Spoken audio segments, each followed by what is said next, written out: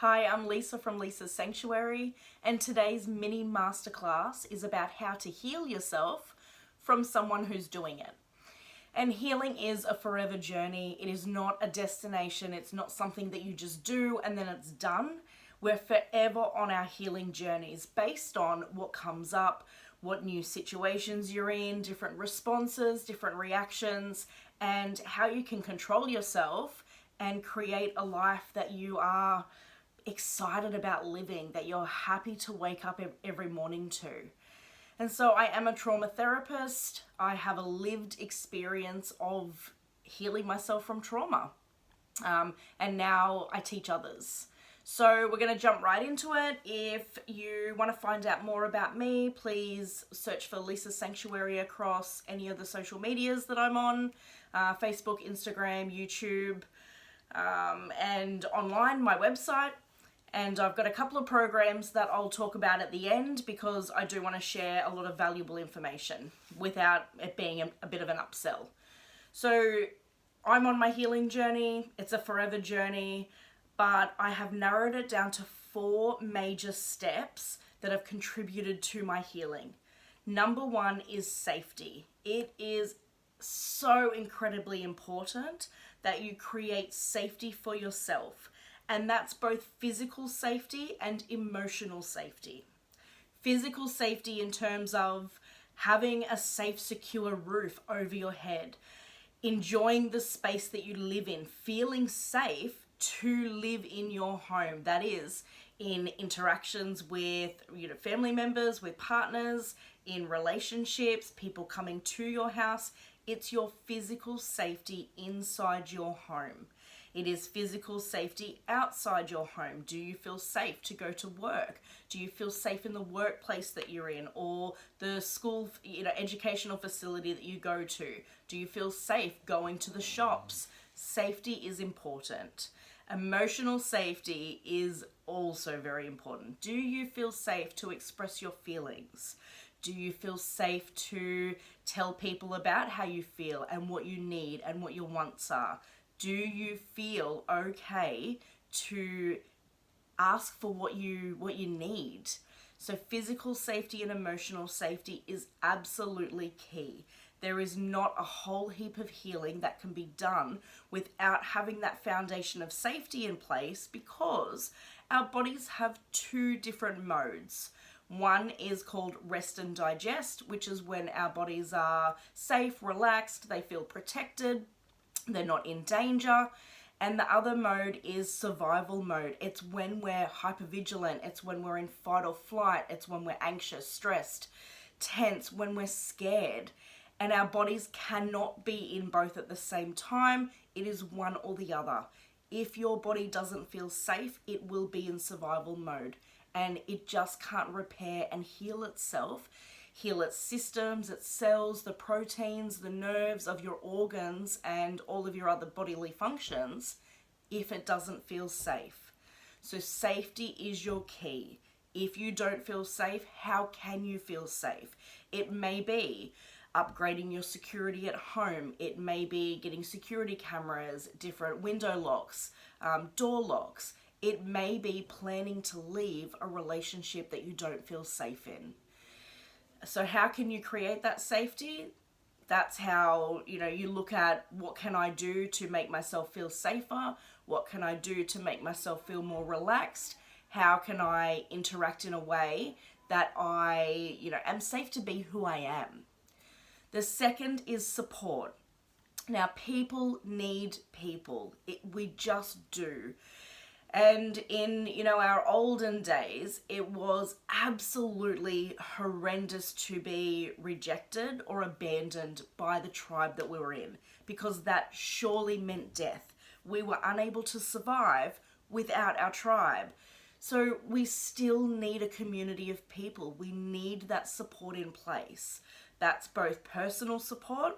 Who can you call if you needed something, if you needed someone to pick up the kids from school, if you were unable to drive somewhere and you needed to, get to the shops or get to the hospital, get to an appointment?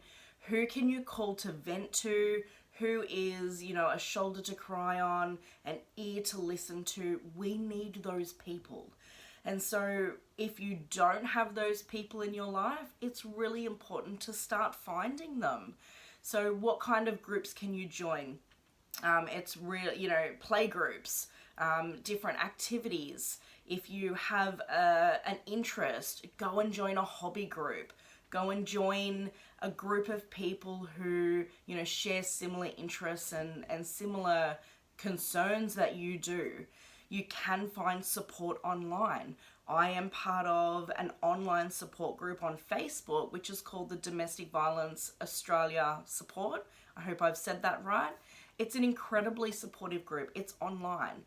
I am still in contact with people that I met online when it was weird to meet people on the internet. I'm still friends with some of those people, and they can be an incredibly brilliant asset along your journey.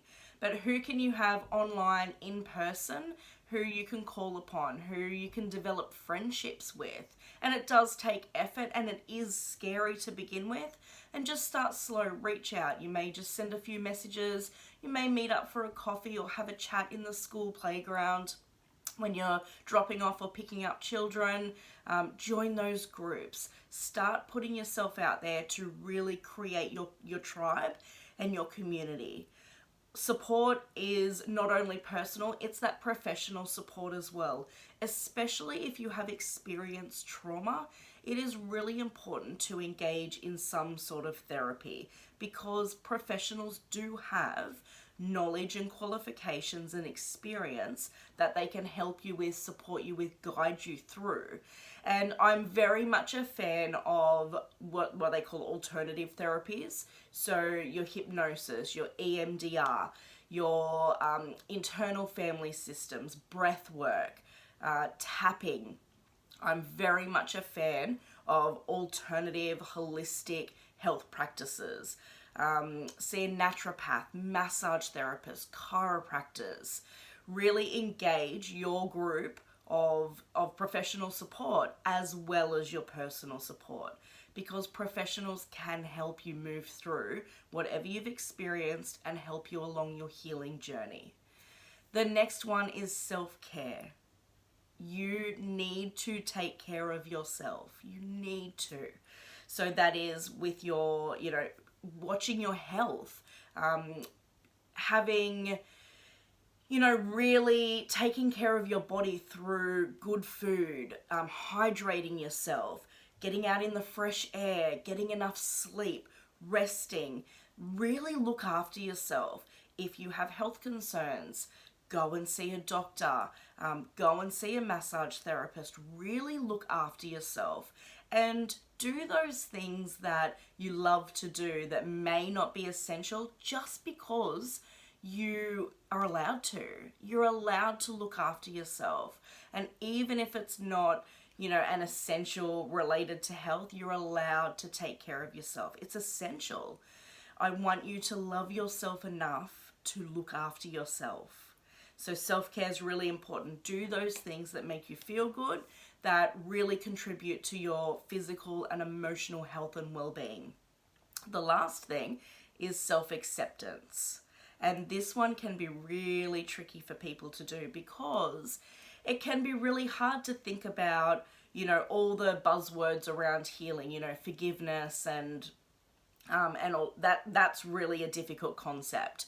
I don't like forgiveness of other people as much as I want you to forgive yourself for whoever you were when, you know, and whatever you did when you needed to survive.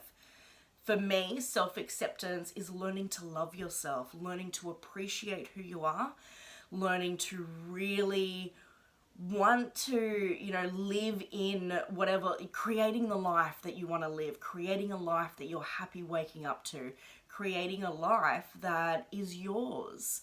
And that self-acceptance with loving who you are, loving, you know, what shaped you, who you became, and especially all the parts of you that you have been told were ugly.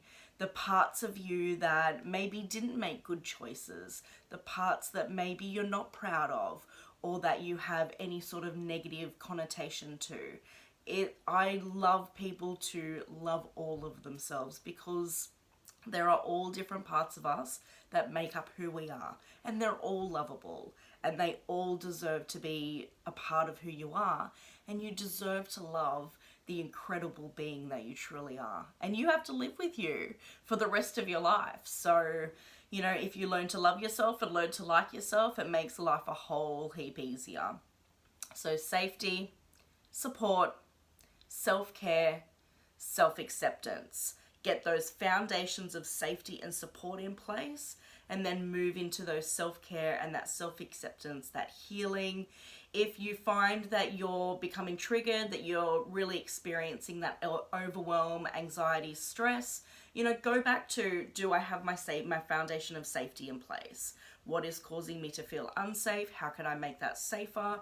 What's going on for me? Really ask yourself those questions like you would a friend. What's going on for you? I talk to myself all the time. You know, what's going on today? Why am I feeling that way? Why did that bother me? Is there someone that, you know, reminds me of that? What has triggered this? What, you know, where does that come from? Get curious. Ask yourself those questions and get that foundation of safety in place. And then find your support people, find your tribe, find your network.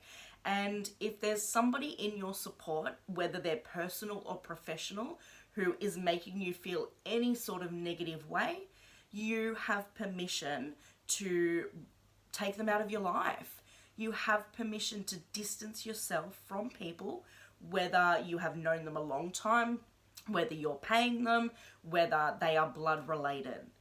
You are allowed to distance yourself from people who don't make you feel good and who make you feel bad. Really get that support in place. It'll change over the years. There are, you know, lots of people who used to be very involved in my life who are not so much now, and that's just the way it goes. I have made new friends and new supports and new, you know, networks over the last few years. It will be ever changing, and that's okay. But you have permission to distance yourself from people who make you feel any less than what you really are. Get those supports in place, then move on to your self-care. Do those things. Give yourself permission. You're allowed to. You're allowed to take care of yourself. You're allowed to look after yourself. You know, look after yourself like your life depends on it. And then really work towards loving who you are, because you deserve to. You absolutely deserve to love who you are, because you are incredible. So I am Lisa from Lisa's Sanctuary. This has been a very short masterclass today, because these were and are still my 4 steps to healing. It's what I do when I'm feeling a little bit overwhelmed. If something's not quite, you know, if I'm being triggered by something, I will go back through my safety, support, self-care, what else can I do, and my self-acceptance. Am I talking to myself in any kind of way that, you know, is negative, and what's that about, and how can I get back to loving myself? So I am a trauma therapist. I do offer one-on-one sessions and packages. If you go to www.lisassanctuary.com.au, there is a Heal With Me tab, which has my information about booking a one-on-one session with me. I also have a Healing at Home program, which you can do with the same resources, video and audio resources that I use with clients and that I use for me. And I'm very, very proud of it, because you absolutely can use it along your healing journey, either before you start any therapies or in conjunction with any therapies. You can absolutely do your inner work and do some stuff on yourself, but it is so important to engage professionals who you trust, who are skilled, who are experienced, because they really can shorten the healing journey. They really can shorten the amount of time and give you tools and strategies and help you to feel through it and heal through it. And so I have that Healing at Home program. That's I'm pretty sure it's on the Healing at Home tab. Feel free to reach out to me on any of the social media accounts that I have, and really, really just focus on you, because you deserve it. You are significant because you are, and I love you because you exist.